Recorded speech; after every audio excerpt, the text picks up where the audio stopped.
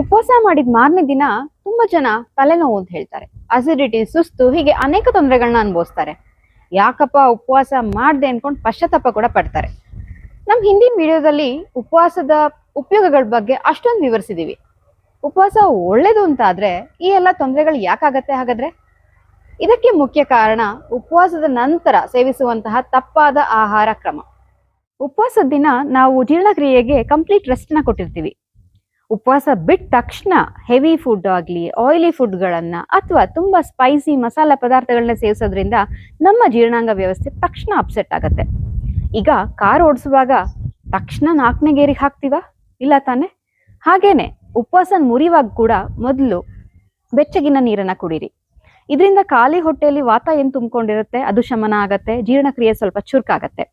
ನಂತರ ಲಘು ಜೀರ್ಣಕ್ಕೆ ಸುಲಭವಾದಂತಹ ಆಹಾರವನ್ನ ಸೇವಿಸಿ. ಜೀರ್ಣಕ್ಕೆ ಯಾವ್ದು ಲೈಟ್ ಏನ ತಿನ್ಬೇಕು ಅನ್ನೋ ವಿಷಯದಲ್ಲಿ ಕೂಡ ಜನಕ್ಕೆ ತುಂಬಾ ಕನ್ಫ್ಯೂಷನ್ಸ್ಗಳಿದೆ.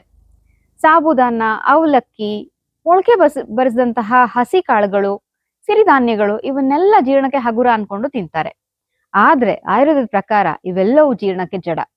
ಹಾಗಾಗಿ ಹಗುರವಾದಂಥದ್ದು ಏನನ್ನ ತಿನ್ಬೋದು ಅಂತ ಆದ್ರೆ ಪೇಪರ್ ಅವಲಕ್ಕಿ ಅಥವಾ ಭತ್ತದ ಹರಳಿನಿಂದ ಮಾಡಿದಂತಹ ಸಿಹಿ, ಹೆಸರುಬೇಳೆನ ಉಪಯೋಗಿಸಿ ಮಾಡಿದಂತಹ ಸಿಹಿ ಅಥವಾ ಖಾರ ಪೊಂಗಲ್ಲು, ಇಲ್ಲ ಅನ್ನ ತಿನ್ನೋರಾದ್ರೆ ಬೆಸ್ದನ್ನ ವಿತ್ ಲೈಟ್ ರಸಂ ಬೆಸ್ಟ್.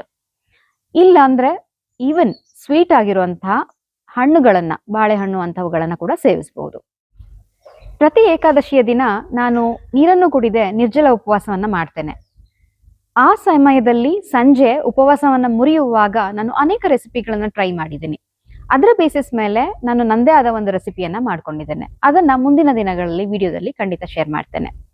ಉಪವಾಸ ಮಾಡೋದಷ್ಟು ಮಾತ್ರ ಮುಖ್ಯ ಅಲ್ಲ, ಅದನ್ನ ಹೇಗೆ ಕೊನೆಗೊಳಿಸ್ತೀವಿ ಅನ್ನೋದು ಕೂಡ ಅಷ್ಟೇ ಮುಖ್ಯ. ಇಂತಹ ಮತ್ತಷ್ಟು ಮಾಹಿತಿಗಾಗಿ ಆಯುಷ್ ಇಲ್ಲವನ್ನ ಫಾಲೋ ಮಾಡಿ.